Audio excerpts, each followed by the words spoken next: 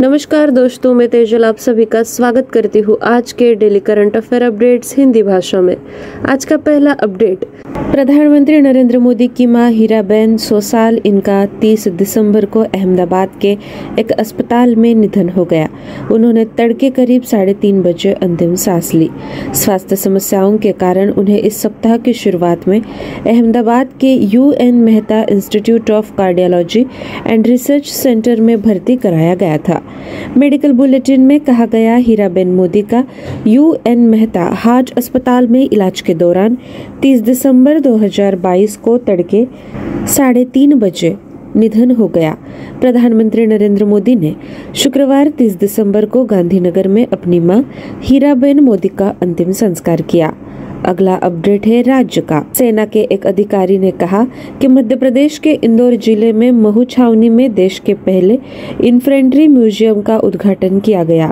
उन्होंने कहा कि संग्रहालय 1747 से 2020 तक इन्फेंट्री कोर के इतिहास को प्रदर्शित करेगा, जिसमें मूर्तियों, भित्ति चित्रों और फोटो गैलरी में वीरता और वीर सैनिकों के बलिदान को संरक्षित किया गया है।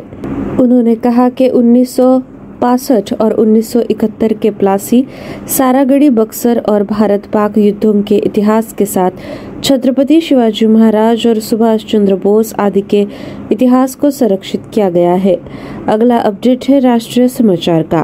भारतीय रेलवे ने कश्मीर में उधमपुर कटरा रेलवे लाइन के 111 किलोमीटर के खंड पर एक सुरंग का निर्माण पूरा कर लिया है।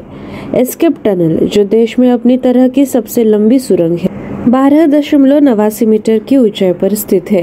रेलवे अधिकारियों के अनुसार सुरंग का निर्माण इसलिए किया गया था ताकि दुर्घटना की स्थिति में आपातकालीन प्रतिक्रिया दल बचाव कार्य कर सके। सुरंग, जो बनिहाल कटरा मार्ग पर छोटी है, उसका निर्माण एक आधुनिक तकनीक का उपयोग करके किया गया था, जिसे न्यू ऑस्ट्रियन टनलिंग विधि के रूप में जाना जाता है। अगला अपडेट है निधन समाचार का।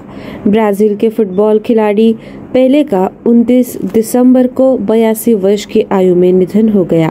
वह कैंसर के साथ साथ किडनी और हृदय के समस्याओं से भी जूझ रहे थे।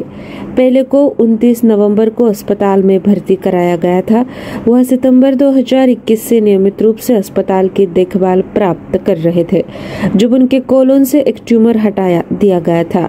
उन्हें कई लोगों द्वारा अब तक का सबसे महान फुटबॉलर माना जाता है। वह इतिहास में एकमात्र खिलाड़ी है जिन्होंने 3 विश्व कप 1958, 1962 और 1970 जीते हैं। पेले 92 मैचों में 77 गोल के साथ ब्राजील की राष्ट्रीय टीम के सर्वकालिक शीर्ष गोल स्कोरर थे। अगला अपडेट है निधन का। गामा का कलाकार पद्मश्री पुरस्कार से सम्मानित HR केशवमूर्ति का कर्नाटक के शिवमोगा जिले में उनके आवास पर निधन हो गया। 89 वर्षीय अभिनेता पिछले कुछ समय से उम्र संबंधी बीमारियों से जूझ रहे थे। केशवमूर्ति का जन्म गमाका कलाकारों के परिवार में हुआ था। उन्होंने प्रारंभिक शिक्षा अपने पिता रामास्वामी शास्त्री से प्राप्त की। वेंकटेशैया के मार्गदर्शन में उन्होंने अपनी पढ़ाई जारी रखी। उन्हें राज्य सरकार द्वारा शांताला नाट्यश्री पुरस्कार सहित कई पुरस्कारों से सम्मानित किया गया है। राष्ट्रपति ने उन्हें इस साल पद्मश्री से सम्मानित किया। अगला अपडेट है विविध समाचार का। भारतीय क्रिकेट टीम के विकेटकीपर बल्लेबाज ऋषभ पंत दिल्ली देहरादून राजमार्ग पर एक कार के डिवाइडर से टकराने के बाद गंभीर रूप से घायल हो गए।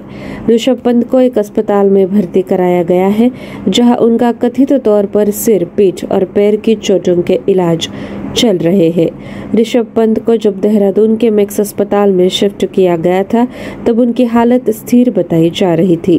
दुर्घटना स्थल पर ली गई पहली तस्वीरों में ऋषभ पंत जिस कार में सवार थे, वह पूरी तरह से जल गई थी।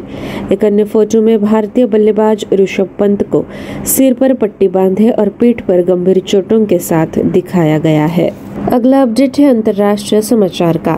संयुक्त राष्ट्र सुरक्षा परिषद ने हिंसा को समाप्त करने की मांग करने और अपदस्थ नेता आंग सान सू की सहित सभी राजनीतिक कैदियों को रिहा करने के लिए सैन्य जुटा से आग्रह करने के लिए 74 वर्षों में म्यांमार पर अपना पहला प्रस्ताव अपनाया है। करीब 2 साल पहले सेना द्वारा उनकी सरकार गिराने और असंतोष पर हिंसक कार्रवाई करने के बाद से 77 वर्षीय सुश्री की कैदी है। म्यांमार संकट से निपटने के तरीके पर 15 सदस्यीय परिषद लंबे समय से बची हुई है। चीन और रूस कड़ी कार्रवाई के खिलाफ तर्क दे रहे हैं। वे दोनों भारत के साथ साथ मतदान से दूर रहे। अगला अपडेट है शिखर सम्मेलन का। कर्नाटक के मुख्यमंत्री बसवराज बोम्मई ने कहा कि हुबली धारवाड़ जुड़वा शहरों में एक राष्ट्रीय युवा उत्सव की मेजबानी की जा रही है, जिसका उद्घाटन प्रधानमंत्री नरेंद्र मोदी करेंगे। मुख्यमंत्री बसवराज बोम्मई ने कहा कि स्वामी विवेकानंद की जयंती के अवसर पर 12 जनवरी को राष्ट्रीय युवा महोत्सव का आयोजन किया जाएगा और इसका उद्घाटन प्रधानमंत्री नरेंद्र मोदी करेंगे। बोम्मई ने कहा सभी राज्यों के लगभग 7,500 प्रतिनिधि युवा महोत्सव में भाग लेंगे। अगला अपडेट है राज्य का। असम राज्य मंत्रिमंडल ने असम में पर्यटन क्षेत्र को औद्योगिक दर्जा देने के प्रस्ताव को मंजूरी दी। यह असम सरकार द्वारा उठाया गया एक बहुत ही स्वागत योग्य कदम है, जो निश्चित रूप से पर्यटन क्षेत्र के दावेदारों को एक बड़ा प्रोत्साहन देगा, क्योंकि वे अब उच्च वाणिज्यिक दरों की जगह अन्य उद्योगों के समान बिजली, पानी की दरों और अन्य करों जैसे लाभों का लाभ उठा सकते हैं। The confederation of hospitality, technology and tourism industry के महासचिव अनवर शिरपुरवाला ने कहा है। अगला अपडेट है अंतर्राष्ट्रीय समाचार का। संयुक्त राज्य अमेरिका ने घोषित किया है कि वह यूक्रेन को अपनी प्रमुख पैट्रियट मिसाइल रक्षा प्रणाली प्रदान करेगा। यह यूक्रेन को इस तरह की रक्षा प्रणाली का पहला हस्तांतरण होगा और यूक्रेनी रक्षा को मजबूत करेगा। व्हाइट हाउस ने कहा कि पैट्रियट मिसाइल प्रणाली यूक्रेन को $1.85 अरब की अतिरिक्त सहायता का हिस्सा होगी। सहायता की घोषणा ऐसे समय में की गई है जब यूक्रेन के राष्ट्रपति वोलोदिमीर ज़ेलेंस्की दोनों देशों के बीच सैन्य संबंधी को मजबूत करने के लिए वाशिंगटन का दौरा कर रहे हैं। दोस्तों, ये थी हमारी आज की डेली करंट अफेयर अपडेट्स। ऐसे ही अपडेट्स सुनने के लिए स्टे ट्यून्ड टू अस। आप सभी का बहुत बहुत शुक्रिया।